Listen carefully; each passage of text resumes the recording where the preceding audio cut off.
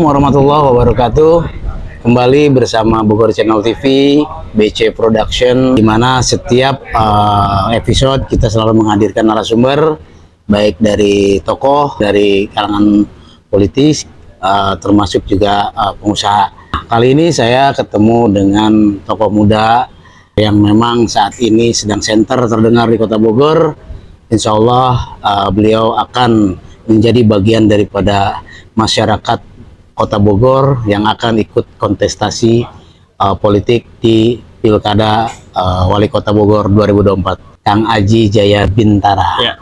Siap, Kang Aji. Kita ngobrol-ngobrol santai. Ya. Sebelum kita ngobrol lebih jauh, saya pengen tahu Kang Jaya ini bagian dari keikutsertaan di Pilkada ini awalnya seperti apa sih, Kang? Kalau ditanya awalnya, sebenarnya niat itu terlintas sih sebenarnya sudah dari tahun lalu ya. Iya. Jadi saya ada beberapa tugas ya yang terkait dengan kampanye Pilpres lah. Memang karena memang kesibukan saya di Jakarta, di bisnis saya di Jakarta, masih belum terlalu sering melakukan sosialisasi ke masyarakat Kota Bogor. Kalau niat sih sudah ada, sudah ada dari tahun lalu. Karena saya asalnya juga dari Kota Bogor dan keluarga saya hampir semuanya saudara-saudara saya Kota dari Bogor. almarhum papa saya itu adalah di Kota Bogor kan. Jadi secara historis, kultural nggak ada kesulitan. Ya kan, jadi hampir seminggu bisa sekali dua kali itu di Kota Bogor, dia nggak kesulitan lah. Iya, iya. Jadi secara kultur budaya dan lain-lain nggak kesulitan. Dan kebetulan almarhum ayah saya juga kan alumni IPB kan di Bogor. Jadi secara kedekatan historis dan lain-lain juga saya rasa nggak terlalu kesulitan. Dan niat itu memang sebenarnya niat untuk bukan hanya sekedar ikut kontestasi, tetapi untuk melakukan sebuah terobosan-terobosan ke masyarakat. Itu intinya sebenarnya melalui program-program yang coba kita jalankan, mini program lah ya. Nanti Insya Allah jika memang rakyat Bogor memberikan mandat ya program itu akan jadi program pemerintah gitu.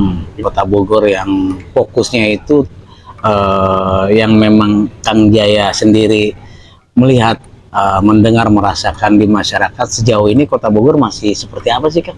Memang ada beberapa isu yang kalau dulu saya masih muda, kotanya itu kan isunya kan macet ya, tapi sekarang kan sudah terurai lah macetnya dengan satu arah. Dan itu kedua isu terkait dengan kalau dulu ya isu terkait dengan kesemrawutan kota lah, karena di sini saya lihat, saya beberapa kali belusukan tuh ada penduduk-penduduk yang rumahnya itu sangat padat dan di bawah agak semrawut lah. Kalau di dalam tata kota tuh saya kira kurang pas lah. Tapi kalau isu-isu yang sekarang saya yang memantik itu sebenarnya ada 3 isu yang saya soroti. Pertama itu adalah isu kenakalan remaja dan tawuran. Ya, betul. Makanya kemarin itu saya bikin program 2 langsung. Pertama program turnamen sepak bola terbesar di Kota Bogor yang melibatkan 32 tim, 1.000 orang di tanah serial itu. Jadi dari 6 kecamatan itu pemuda-pemuda itu adalah suruh main bola aja gitu, daripada mengurangi sedikitnya tawuran. Kedua, diskusi lah dengan beberapa minggu lalu kalau saya dengan anak-anak geng motor, jadi jalan-jalan sudah rencana itu saya diskusi. Ada anak pang juga di Kota Bogor. Jadi setelah ada sweeping yang di Polresta itu, saya gencar melakukan pendekatan ke anak-anak motor lah, untuk kenapa sih dia suka tawuran apa saja itu yang saya soroti. Itu isu pertama. Isu kedua soal banjir. Jadi saya ada beberapa titik, itu bukan hanya banjir dan longsor, itu bukan hanya isu yang terkait dengan kita sebenarnya. Itu yang isu kekinian. Yang komplain bukan hanya masyarakat kelas bawah, masyarakat kelas menengah terganggu, kayak di Jalan Warung Campur banjir. Jalan yang utama ada perbaikan di sistem drainase dari Kota Bogor. Kita kan dari dulu tahu bahwa Kota Bogor itu adalah kota hujan lah. Ya, jadi udah pasti curah hujannya tinggi di sini, sudah pasti. Berarti kan penyerapannya dan cara menanggulangi banjirnya itu harus kita perbaiki. Terus dan longsor, longsor itu saya kemarin mungkin nggak diliput media, nanti mungkin saya ke sana ada korban longsor itu mungkin karena pembangunan yang salah, jadi dia bisa kena longsor. Nah, itu yang harus kita cermati, isu-isu itu. Dan yang ketiga, isu yang terakhir kekinian di Kota Bogor itu isu soal sistem zonasi dan kesehatan. Nah, ini saya concern sekali, makanya saya punya program namanya Bogor Smart City dan Bogor Smart Generation. Jadi kita hanya punya satu RSUD, dan RSUD itu menjadi rujukan dari beberapa rumah sakit. Nah, otomatis kan kapasitasnya tidak mumpuni. Sedangkan beberapa jumlah, makanya kemarin ada wabah DBD, Bogor kan agak kewalahan ya, Kota Bogornya agak wabah DBD. Nah, itu saya kira kalau kita punya satu rumah sakit, Marzuki Mahdi itu rumah sakit pemerintah, tapi kan itu bukan punya Pemkot, itu punya Kementerian Kesehatan. Nah, kalau memang bisa ada kolaborasi sih bagus juga. Cuma saya menyoroti harus meningkatkan pelayanan di puskesmas dan posyandu itu. Dan kedua, sistem zonasi yang saya perhatikan sekarang. Jadi setelah saya berdiskusi dengan beberapa orang tua ya di titik-titik saya berusukan, itu jumlah lulusan dengan jumlah bangku sekolah itu nggak imbang. Jadi semakin banyak anak-anak yang putus sekolah. Karena mungkin dia nggak masuk negeri, dia swasta nggak mampu, akhirnya dia nggak sekolah. Nah, saya udah punya program namanya Bogor Smart Generation, bahwa saya akan mencoba melakukan kolaborasi di luar sistem zonasi tadi. Jadi itu yang saya sorot. Berarti memang berkaitannya tentang pendidikan dan kesehatan juga. Iya, jadi memang visi saya itu kan Bogor Emas 2030. Jadi kalau memang selama ini ada beberapa pembangunan dengan tata kota sudah berjalan bagus, ya kita teruskan, kita percepat. Seperti sistem terintegrasi, transportasi, sistem ada koneksi dengan DKJ, terus sistem angkot listrik, apa segala macam mungkin bisa diteruskan. Tetapi yang saya concern itu tentang isu-isu terkait dengan humanismenya, tentang orang. Jadi itu yang harus kita tingkatkan. Makanya di suatu kota yang bagus itu harus punya balancing ya antara kemajuan kota dengan kemajuan manusianya. Kalau kita kotanya maju tapi manusianya SDM-nya berantakan, amburadul, nggak bagus juga. Tapi kalau manusianya maju tapi kotanya amburadul, nggak bagus juga. Jadi harus balance. Nah, itu yang menjadikan bahwa saya sangat concern terhadap itu, dan jika memang masyarakat Kota Bogor percaya dan memberikan mandat, itu akan menjadi program prioritas dari saya dan tim. Ya, kalau bicara program tentu pasti semua punya pembeda ya, termasuk Kang Jaya, program yang memang sudah disiapkan solusinya apa untuk meningkatkan semua perbaikan-perbaikan di Kota Bogor. Nah, di luar dari program itu Kang Jaya ini kan kalau kita bisa lihat ya, salah satu wajah baru meskipun memang kelahiran di Kota Bogor. Nah, kalau misalkan ke depan nih Kang, di Kota Bogor ini kan memang pembangunan itu lebih kepada pusat. Nah, Akang melihat gak di sektor-sektor pinggiran-pinggiran masih banyak, termasuk di Bogor Selatan ya, kecamatan termiskin lah. Nah, itu pemerataan kesejahteraan untuk masyarakat sampai hari ini pun itu selalu menjadi concern. Nah, apa ada solusi untuk bagaimana kemiskinan itu bisa paling tidak terminimalisir? Jadi satu catatan saya tadi lupa Kang Dani, ada satu catatan yang tercatat di BPS ya, statistik itu 2023 kemarin, bahwa daftar penerima kesejahteraan sosial di Kota Bogor itu ada 400.000 orang dari 1,1 juta penduduk. Berarti sekitar 36% warga dari Kota Bogor masih membutuhkan uluran tangan pemerintah. Plus koefisien Gini Kota Bogor itu tinggi. Harusnya kalau kota-kota satelit di dekat ibu kota itu harusnya koefisien Gininya nggak terlalu tinggi. Koefisien Gini itu kan secara indikator ekonomi itu adalah mengukur ketimpangan. Nah, kalau saya lihat Kota Bogor secara statistik 0,43. Itu di atas koefisien Gini nasional. Sedangkan nasional sekitar 0,38. Nah, artinya ketimpangan pemerataan pendapatan di Kota Bogor itu salah satu isu juga, saya lupa tadi. Nah, memang benar yang saya temukan di lapangan benar. Nah, salah satu cara kita, saya punya konsep, sudah saya berikan ke beberapa RT konsep Iwarung tadi. Karena saya maunya berbasis ekonomi kerakyatan. Jadi harus dicatat bahwa Iya. program saya itu berbasis ekonomi kerakyatan yang memanfaatkan e-warung. Kita sudah coba di beberapa RT, kita kasih modal Ya. e-warung itu, dan nanti bisa dicek ya 1 bulan lagi kita kumpulin itu, mungkin kita kasih sampel 100 saja, 100 orang aja yang sudah nerima e-warung. Itu kita lihat, kita cek dia dagangannya maju nggak, Iya. keluarganya ini nggak, dia bisa Iya. nabung apa enggak, terus dia bisa bermanfaat nggak dengan lingkungan sekitar. Jadi dengan seperti itu pemerataan ini ada sukses story, ada kejadian true story dari kita udah ngadain di warung selama 2 minggu. Waktu itu dengan modal 1 juta, suami istri itu bisa kembali berjualan. Nah itu nanti bisa kita undang lah untuk benar gak itu. Ya. Kan takutnya Ya. kan disangkain ini bohong-bohongan. Testimoni lah ya. Testimoni Ya. Silakan aja, karena itulah cara kita untuk meningkatkan pemerataan ekonomi di Kota Bogor. Itu yang pertama. Kedua, soal produktivitas dari generasi muda. Nah saya nanti habis Lebaran akan launching program Taruna Mandiri Kota Bogor. Jadi Karang Taruna ini saya sebagai motor penggerak dari produktivitas. Jadi kalau Akang lihat itu pemuda-pemuda di Kota Bogor itu jarang sekali yang kurang termanfaatkan lah, kurang produktif. Nah, setelah produktif kita akan selesaikan dengan taruna itu supaya mandiri. Karena pertanyaannya, taruna-taruna itu, pemuda-pemuda itu selama ini kurang produktif. Betul. Jadi oh iya, oke. Jadi memang Karang Taruna ini juga lebih diproduktifkan lagi ya. Nanti saya ada program di kejutan lah, media saya ada program untuk Karang Taruna.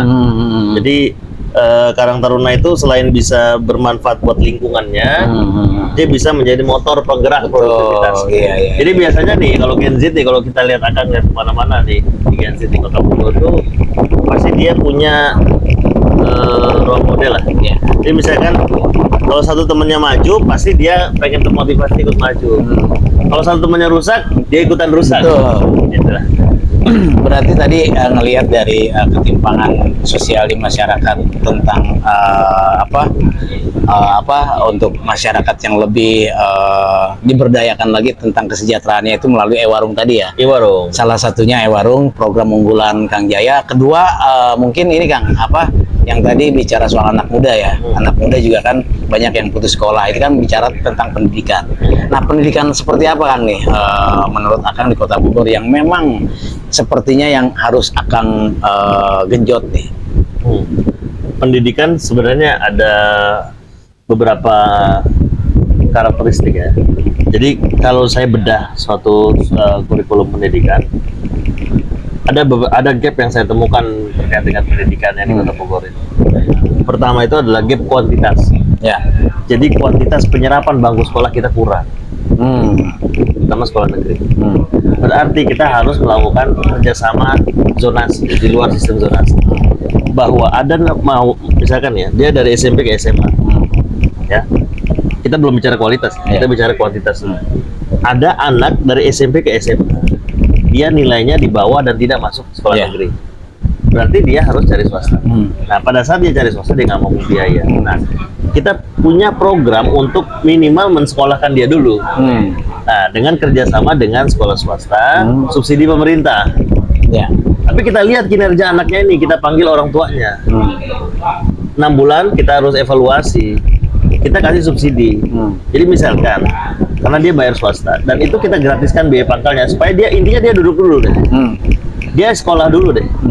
Masalah administrasi kita urus di belakang, dan kita kasih KPI. Nah, orang tuanya yang kita panggil. Ya, untuk menjagain dia, itu kuantitas. Inilah masalah di Kota Bogor nih. Anak putus sekolah banyak. Saya ketemu di beberapa, di Bogor banyak anak putus sekolah. Nah, itu masalah kuantitas pertama. Jadi kita akan tingkatkan kerjasama dengan sekolah-sekolah swasta yang masih tersedia bangku, atau sekolah-sekolah di kabupaten, dia agak swasta juga, yang kita bisa kerjasamakan di pinggiran-pinggiran perbatasan. Kan? Nah, itu pertama. Tapi subsidi pemerintah. Ya, saya kan bikin terobosan seperti itu. Sekarang gimana lagi? Sekolah SD kita, negeri kita nggak mampu mencakup anak itu kan harus sekolah. Betul. Bener nggak? Dan masuk swasta nggak mampu. Berarti berinya subsidi kan. Intinya program itu saya nggak mau ada anak Bogor putus sekolah. minimal 12 tahun itu sampai SMK SMA tutorial itu selesai dulu dia. Itu pertama. Kedua soal kualitas kan. Jadi kalau kualitas saya sudah menemukan beberapa fakta bahwa kita juga harus meningkatkan kualitas pendidikan kita di Kota Bogor, baik secara formal maupun non formal. Pertanyaannya sekarang adalah kualitas dari pendidikan dari sekolah-sekolah swasta itu harus kita tingkatkan. Di samping kita benchmarking sekolah negeri dengan sekolah swasta yang bagus ya. Jadi kadang-kadang kan swasta itu ada beberapa golongan ya. Ada swasta yang top banget, ya. Tapi kan di situ favorit, tapi kan di situ biayanya mahal. Yang kedua swasta menengah. Nah, yang ketiga swasta yang agak bawah. Gitu. Yang maksudnya yang belum terlalu termanage dengan baik. Ini saya nggak bilang sekolah artinya ini kualitasnya juga beda-beda ya. Itu akan kami tingkatkan. Jadi sekolahnya ini kita akan benchmarking. Nah, ini kan artinya bisa merata ya, kualitasnya merata. Ya. Contohnya misalnya gini, soal kurikulum dan soal buku. Ini saya kemarin beberapa ke sekolah. Kekurangan buku bacaan itu akan mengakibatkan penurunan kualitas dari anak sekolah. Karena gini, buku bacaan itu biasanya sekolah itu punya buku yang dipinjam selama setahun, dari perpustakaan. Itu kan buku gratis tuh, dari pemerintah. Nah, kadang asupan buku itu kurang, itu pertama. Kedua, kualitasnya udah jelek. Nah, itu kan kita harus tambal. Plus buku latihan. Minimal harus ada penyegaran ya. Penyegaran. Jadi atau tambahan. Misalkan buku sains misalkan. Sains itu dari perpustakaan bukunya ini. Wajib lah. Oke. Tapi buku-buku yang rusak itu kita beliin dulu, kita revitalisasi dulu. Sekarang kalau udah buku wajib tapi bukunya itu masih udah rusak, buku bacaannya mereka rusak, ya mereka nggak kualitasnya. Jadi itu pertama. Kedua, kita tambahkan bukunya itu. Nah, ini saya concern terhadap kualitas, terutama bukan yang sekolah dasar. Saya lihat itu di beberapa ngomong sama guru-guru dan orang tua siswa itu di SMP. Yang krusialnya dari SMP. Kalau SMA bukunya udah bagus-bagus. Di SMP itu, di sekolah menengah pertama, karena dia di tengah-tengah. Tengah ya. Agak kurang kualitasnya. Jadi itu yang kita tingkatkan.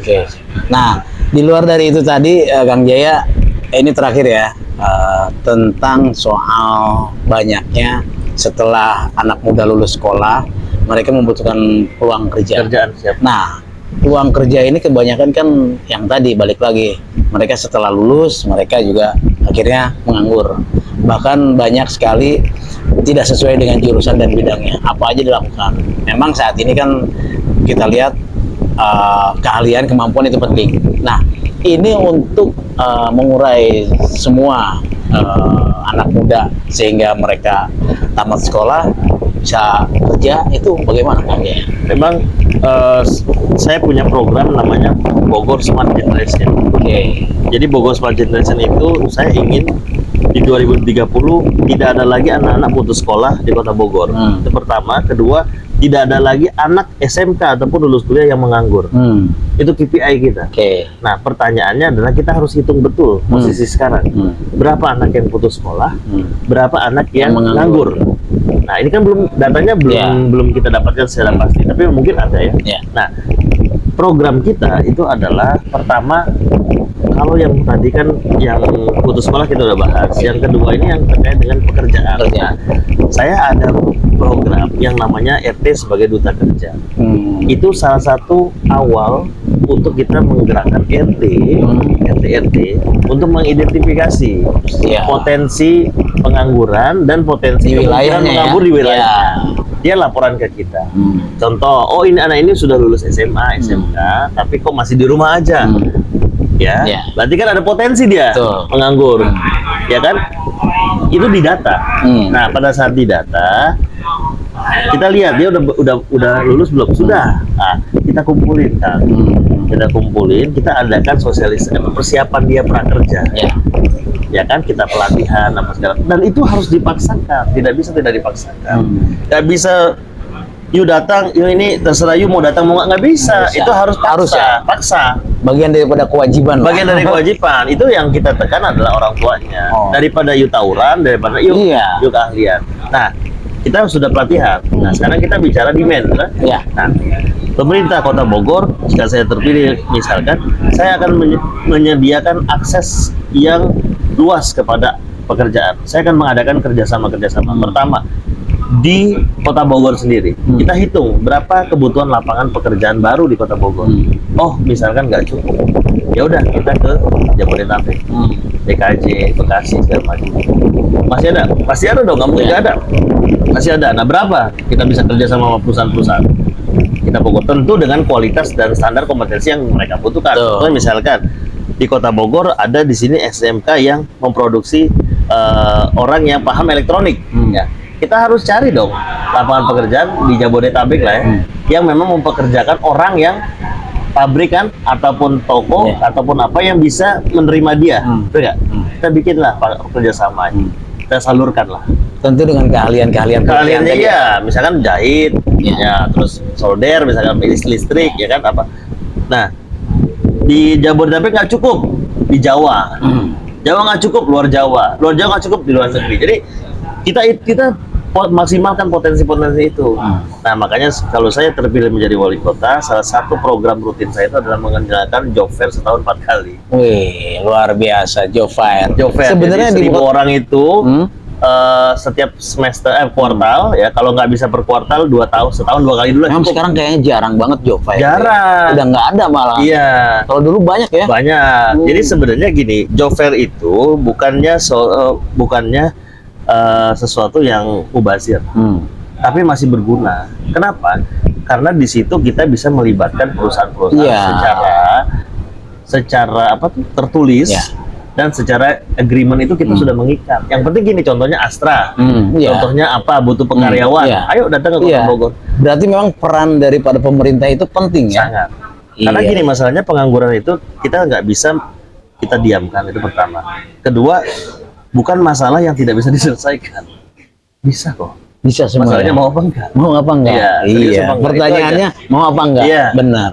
Oke, Bogor Channel TV, ketemu lagi di episode selanjutnya dengan Kang Jaya. Bagi masyarakat Kota Bogor yang belum tahu Kang Jaya, inilah sosok beliau. Nanti lebih lanjutnya ketemu di wilayah masing-masing. Oke, Kang Jaya, begitu aja. Hatur nuhun atas waktunya. Assalamualaikum warahmatullahi wabarakatuh.